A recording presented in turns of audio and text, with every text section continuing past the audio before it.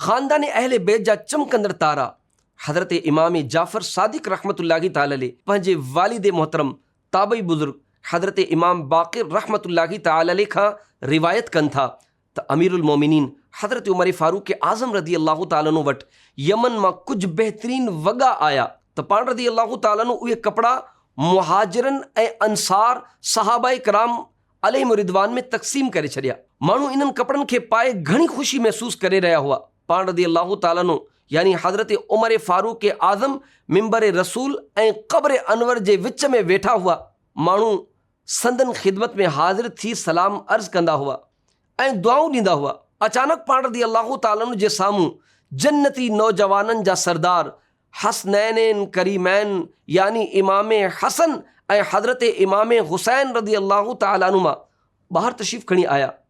ॿिन्ही शहज़ादनि जे मुबारक बदन ते इन्हनि बहितरीन कपिड़नि मां को कपिड़ो न हो।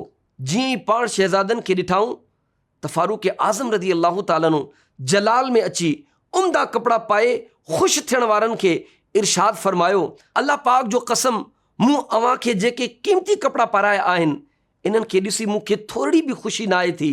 सभई माण्हू इहो ॿुधी करे परेशान थी अर्ज़ करण लॻा त हुज़ूर छा माजरो आहे जो अव्हां ईअं फरमायो, हालांकि इहे सभई कपिड़ा अव्हां पाणी असांखे अता फरमाया आहिनि।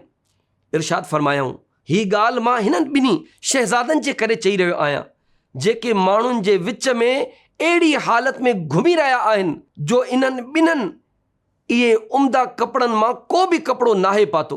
पोइ हज़रत उमर फ़ारूक आज़म रदी अल्लाह ताला अन्हु यकदमि यमन जे हाकिम ॾांहुं ख़त लिखियो त जेतिरो जल्दी थी सघे इमाम हसन ऐं इमाम हुसैन रदी अल्लाह ताला अन्हु जे लाइ ॿ बहितरीन ऐं क़ीमती वॻा तयारु कराए मोकिले। यमन जे हाकिम फ़ौरी हुकुम जी तामील कई ऐं ॿ लिबास तयारु कराए मोकिलिया।